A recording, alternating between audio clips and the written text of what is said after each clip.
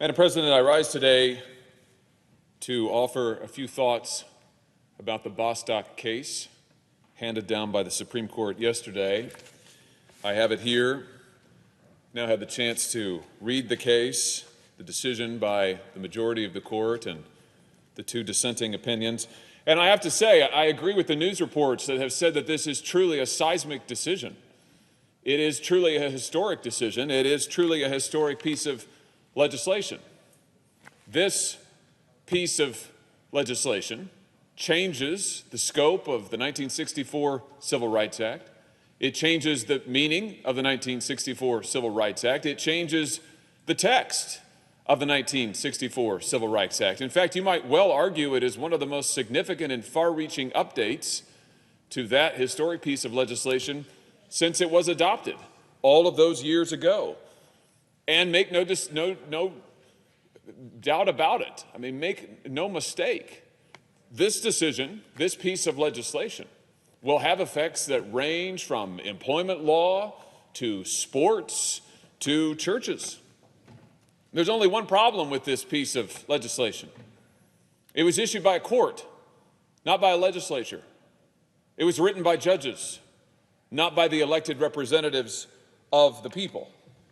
And it did what this Congress has pointedly declined to do for years now, which is to change the text and the meaning and the application and the scope of a historic piece of legislation.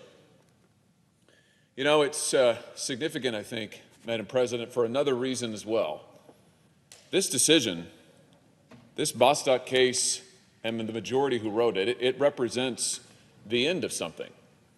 It represents the end of the conservative legal movement or the conservative legal project as we know it. After Bostock, that effort as we know it, as it has existed up to now, it's over. And I say this because if textualism and originalism give you this decision, if you can invoke textualism and originalism in order to reach a decision, an outcome that fundamentally changes the scope and meaning and application of statutory law, then textualism and originalism and all of those phrases don't mean much at all. And if those are the things that we've been fighting for, it's what I thought we had been fighting for, those of us who call ourselves legal conservatives. If we've been fighting for originalism and textualism, and this is the result of that, then I have to say, it turns out we haven't been fighting for very much. Or maybe we've been fighting for quite a lot, but it's been exactly the opposite of what we thought we were fighting for. Now, this is a very significant decision, and it marks a turning point for every conservative, and it marks a turning point for the legal conservative movement. You know, the legal conservative project has always depended on one group of people in particular in order to carry the weight of the votes, to actually support this out in public, to get out there and make it possible electorally, and those are religious conservatives. Now, I am one myself. Evangelicals, conservative Catholics, conservative Jews, they're the ones, let's be honest, they're the ones who have been the core of the legal conservative effort. And the reason for that is, it dates back decades now, back to the 1970s, the reason for that is these religious conservatives from different backgrounds, but what they have consistently sought together was protection for their right to worship, for their right to freely exercise their faith as the First Amendment guarantees, for their right to gather in their communities, for their right to pursue the way of life that their scriptures variously command and that the Constitution absolutely protects. That's what they have asked for. That's what they have sought all these years.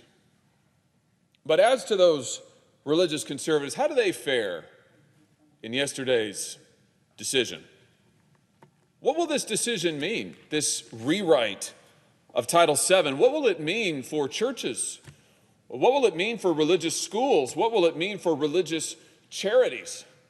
Well, in the many pages of its opinion, the majority, 33 pages to be exact, the majority does finally get around to saying something about religious liberty on one page.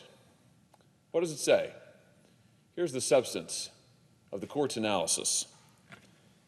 how the doctrines protecting religious liberty interact with Title VII, as reinterpreted now by the court, are questions for future cases. Let's have that again. How the doctrines protecting religious liberty interact with Title VII are questions for future cases. Oh, no doubt they are. Huge questions. And we eagerly await what our super legislators across the street in the Supreme Court building there at 1 First Street, how they will legislate on this question. What will become of church hiring liberty? What will become of the policies of religious schools? What will become of the fate of religious charities? Who knows? Who's to say? They're questions for future cases. Now, I will say this in defense of the court. It is difficult to anticipate in one case all future possible implications. That's why courts are supposed to leave legislating to legislators.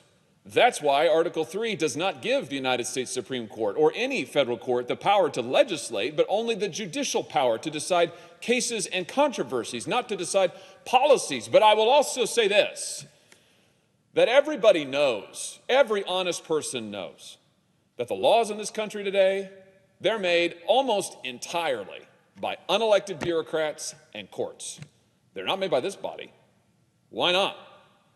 Because this body doesn't want to make law. That's why not. Because in order to make law, you have to take a vote. In order to vote, you have to be on the record. And to be on the record is to be held accountable, and that's what this body fears above all else, Madam President. This body is terrified of being held accountable for anything on any subject. So can we be so surprised that where the legislature fears to tread, where the Article 1 body, this body that is charged with the Constitution for legislating, refuses to do its job, courts rush in, and bureaucrats too.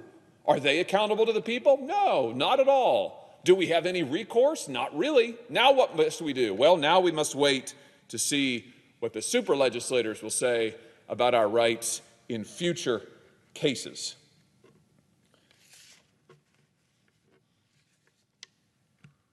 If this case makes anything clear, it is that the bargain that has been offered to religious conservatives for years now is a bad one. It's time to reject it.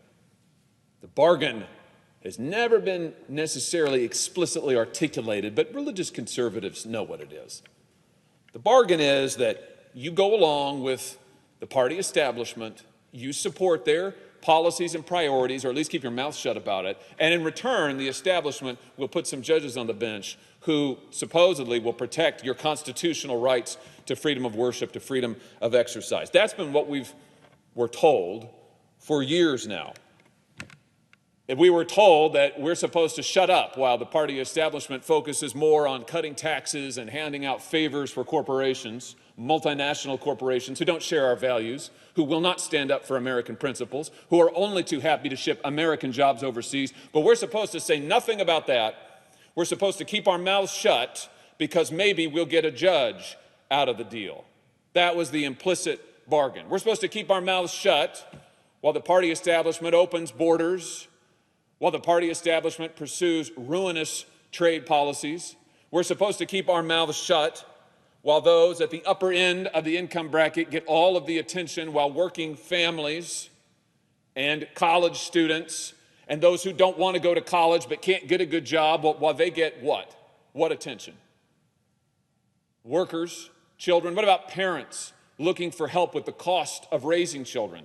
Looking for help with the culture in which they have to raise children, looking for help with the communities, rebuilding the communities in which they must carry out their family life. What about college students trying to find an education that isn't ruinously expensive and then figure out some way to pay back that ruinous debt? What about those who don't have a college degree and don't want one but like to get a good job? What about them?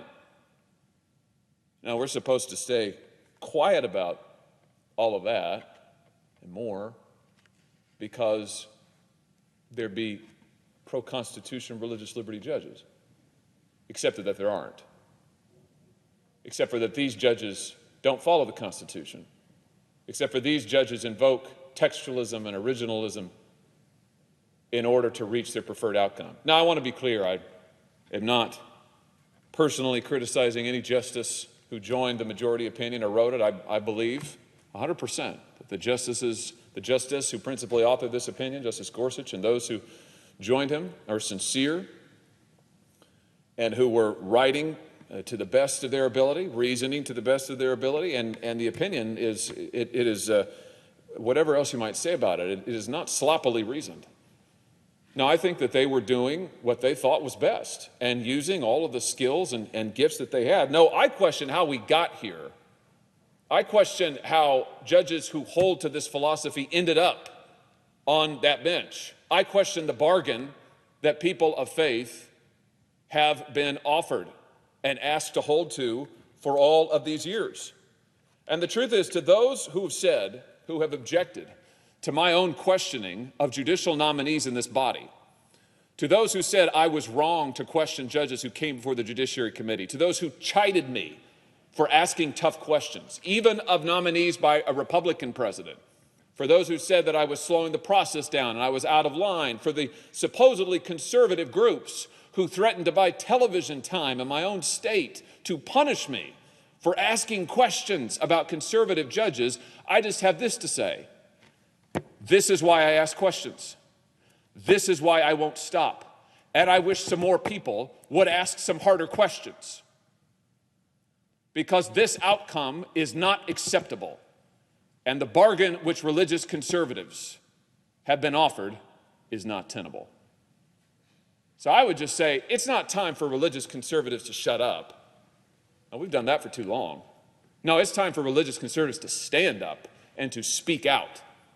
It's time for religious conservatives to bring forward the best of our ideas on every policy affecting this nation.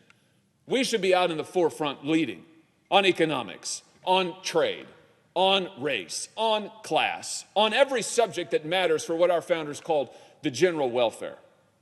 Because we have a lot to offer, not just to protect our own rights, but for the good of all of our fellow citizens. Because as religious believers, we know that serving our fellow citizens, of whatever their religious faith, whatever their commitments may be, serving them, aiding them, working for them, is one of the signature ways that we show a love of neighbor. It's time for religious conservatives to do that. It's time for religious conservatives to take the lead rather than being pushed to the back. It's time for religious conservatives to stand up and speak out rather than being told to sit down and shut up.